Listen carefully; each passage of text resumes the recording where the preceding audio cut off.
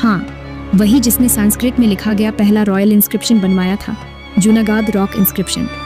अब सोचिए, एक आउटसाइडर ट्राइब जो कभी घोड़ों पर घूमती थी, अब भारत की सबसे एंशिएंट क्लासिकल लैंग्वेज में खुद की महानता लिख पा रही थी।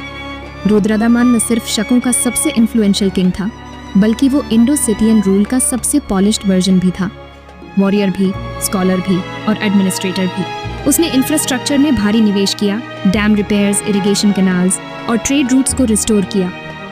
मतलब इंडो-सिथियंस अब सिर्फ राज नहीं कर रहे थे, वो एक नया समाज खड़ा कर रहे थे, जहां शका आइडेंटिटी और इंडियन कल्चर का मेल हो रहा था।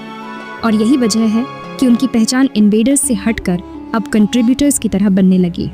उनका कैलेंडर सिस्टम, कॉइन्स और इंस्क्रिप्शंस आज भी इंडियन आर्कियोलॉजिकल रिकॉर्ड्स का एक अहम हिस्सा है।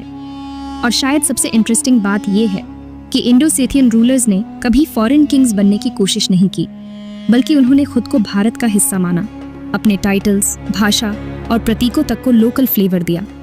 ये राइज सिर्फ एक डायनेस्टी का नहीं था, ये एक पूरी नोमैडिक कल्चर का मेटामॉर्फोसिस था, जो लड़ाई से शुरू हुआ था लेकिन एक सभ्यता में बदल गया।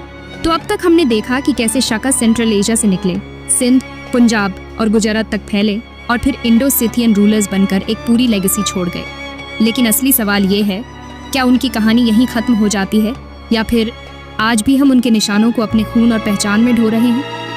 नेक्स्ट एपिसोड में जानेंगे, क्या आज के जाट, राजपूत और मराठा शकास की खोई हुई संतानें हैं? अगर ये कहानी दिलचस्प लगी हो तो एक लाइक ठोक